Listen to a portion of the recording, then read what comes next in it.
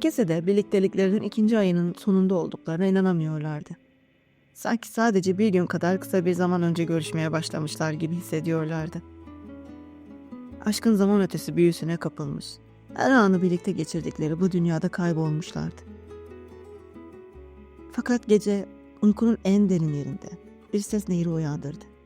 Babasının sesiydi bu. "Kızım, Nehir, kalk, koş hemen," diye bağırıyordu babası. Sesi panik doluydu. Nehir ne olduğunu anlamadan anne ve babasının odasına koştu. Babasını annesini yataktan kaldırmaya çalışırken buldu. Annesinin gözleri kapalıydı. Yüzü bembeyazdı.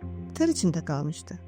Pijaması ıslaktı ve babası onu sakinleştirmeye çalışarak pijamasını değiştirmeye çabalıyordu. Oda karma karışıktı. Annesinin başucundaki su bardağı kırılmış. Sehpanın üzerinde tansiyon aleti açık kalmış. Odanın içinde bir telaş vardı. Nehir'in kalp atışları hızlanıyordu. Her şey silikleşiyordu. Babası ne yapacağını şaşırmış. Bedeninin her parçası titreyerek "Ambulansı ara!" diye bağırdı kızına. Nehir donmuş gibiydi. Konuşmak, kımıldamak istiyordu. Ama bir şeyler onu engelliyordu. Sanki birileri onu sımsıkı tutmuş, hareket etmesine izin vermiyordu. Duyduğu tek şey kalbinin çarpan ritmi ve babasının çaresiz sesiydi. "Nefes alıyor muyum?" diye geçirdi içinden. Sanki odadaki oksijen kaybolmuş, her şey boğulmuş gibiydi. Annesinin solgun bedenine kilitlenmiş, gözlerinden sel gibi yaşlar akıyordu. Bir saniye bile geçirmemek, o anı dondurmak istiyordu. Ama zamanı durduramıyordu. Kendini zorladı. Bütün gücüyle odasına koştu. Parmaklarını oynatmaya çalıştı. Bir türlü telefonunu tutamıyordu. Nihayet ambulansı aradı. Telefonun tuşlarına basarken her şeyin ağırlaştığını, boğazına bir düğüm atıldığını hissetti.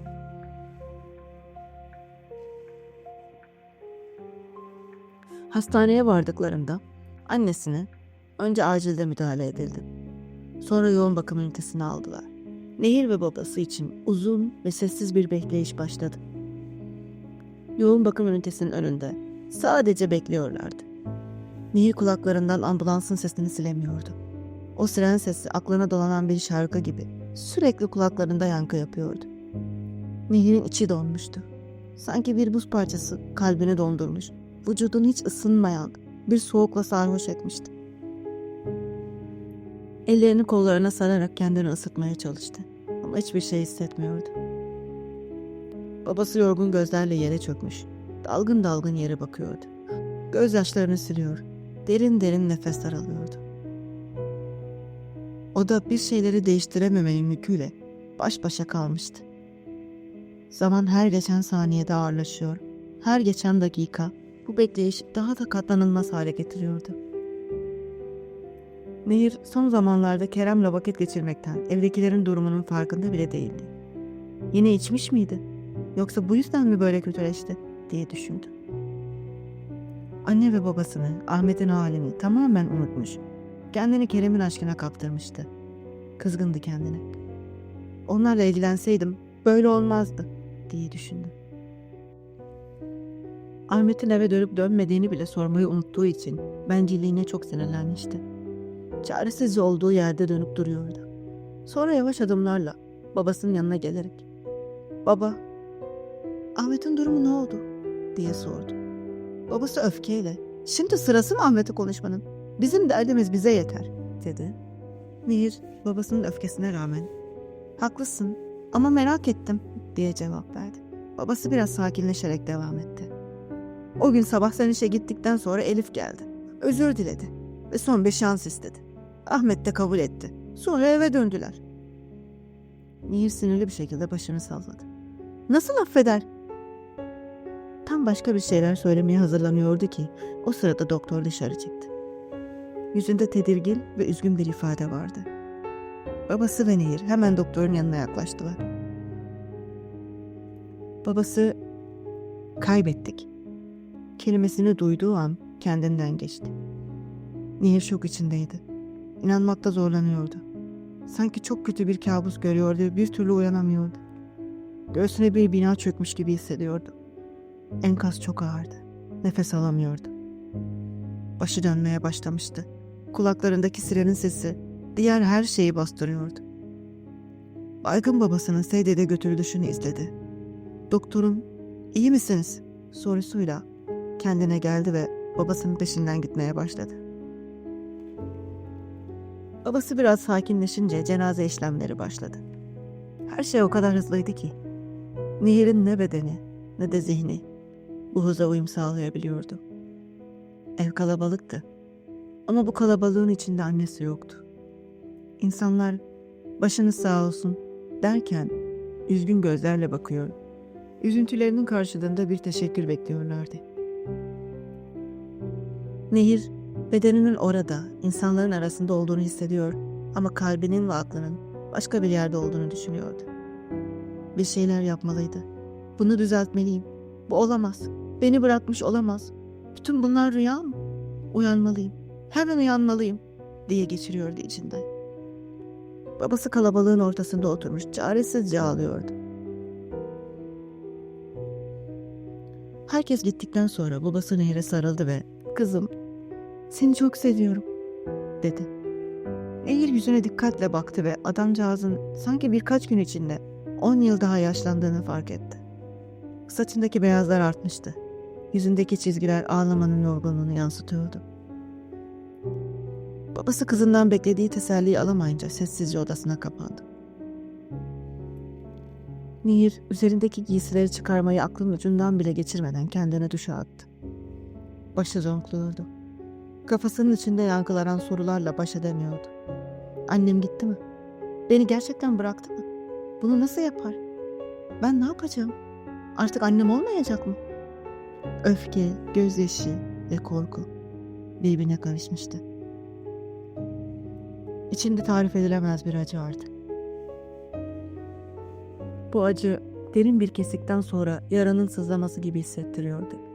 Ama görünür bir kesik yoktu. Bu kalbinin en derininde oluşmuş gizli bir yaranın eseriydi. Bu yara nefesini kesiyordu.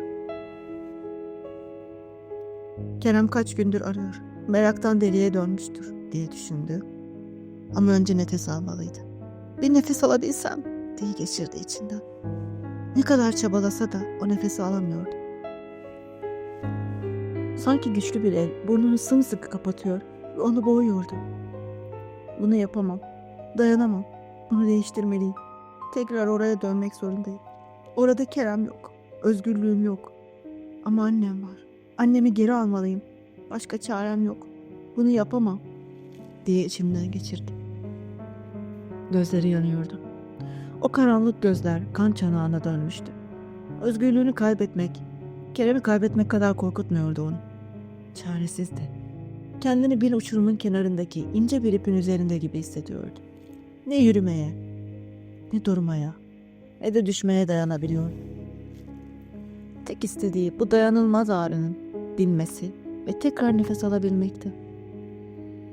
Duştan akan sular içindeki ateşi söndürmeye yetmiyordu. Avuçlarına dolan su damlalarına baktı. Her birini Kerem'le geçirdiği anılar gibi hissediyordu.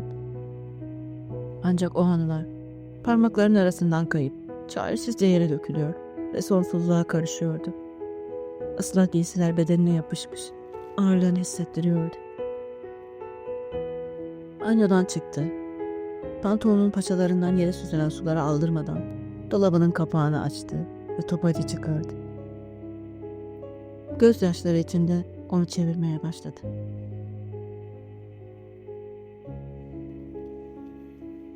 Topacı çevirdiği anda yine o yoğun mide bulantısını ve baş dönmesini hissetti. Ama bu kez bunların yarattığı korkuyu taşımıyordu. Çünkü daha önce yaşamıştı.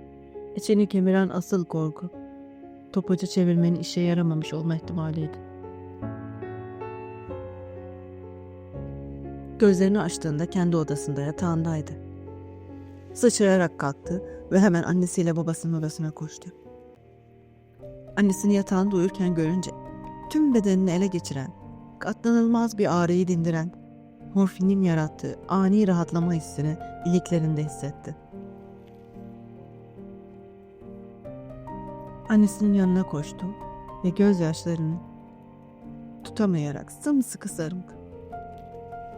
Annesi şaşkın bir şekilde "Kızım ne oluyor sabah sabah? İyi misin yavrucuğum?" diye sordu.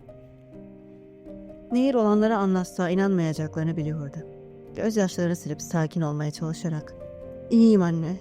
Kötü. Çok kötü bir rüya gördüm. Kabustu. Ama şimdi iyiyim. Artık iyiyim," dedi ve tekrar annesine sıkıca sarıldı. Annesi "Tamam bir tane, geçti. Rüya sadece, merak etme," dedi ve kızının saçlarını sevgiyle, şefkatle okşadı. Nehir annesinin ellerini, yüzünü ve saçlarını öptü. Tekrar tekrar sarıldı. Babasının yokluğunu fark edince birden panikledi. "Babam nerede?" diye sordu korkuyla. Annesi "Bugün biraz erken çıktı, işe gitti," deyince rahatladı. Annesinin yanına uzandı, kokusunu içine çekti ve kendini güneşe karşı uzanmış gibi hissettiren bu kadının sıcaklığında sakinleşmeye çalıştı. Artık nefes alabiliyordu. Ama annesinin yanından ayrılmak istemiyordu. Yine de Kerem'i görmesi gerektiğini de biliyordu. Annesine "Üstümü değiştireceğim," diyerek sabırsızca odasına geçti ve Kerem'in numarasını çevirdi. Fakat boş bir dit sesinden başka hiçbir şey duyamadı. Hayal kırıklığını bastırmaya çalışarak kahvaltıdan sonra hızlı adımlarla dışarı çıktı.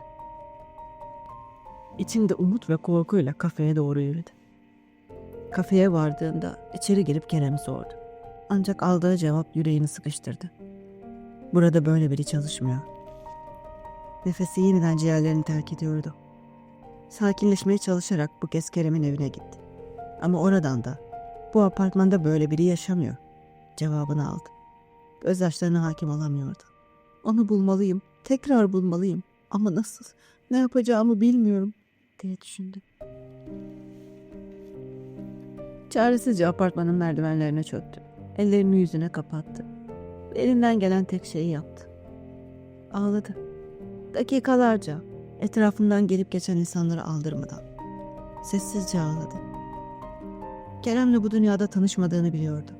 Ama en azından kafede ya da evinde onu bulabileceğini umut etmişti. O küçük umut bile sırt çevirmişti şimdi ona. İçindeki ağırlık adım atmasına engel oluyordu. Tüm gücünü toplayarak zorla hareket etmeye çalıştı. Ayaklarını sürükleyerek bir parka geldi. Burada bir işi yoktu. Nereye gideceğini bilmiyordu. Ailesine yaşadıklarını anlatamazdı. Üzülmelerini istemiyordu. Yeni bir iş bulup burada daha iyi olacağımı düşündüm. O yüzden ayrıldım diyerek onları teselli etmeyi planlıyordu. Ama şu an hiçbir şey yapacak gücü yoktu.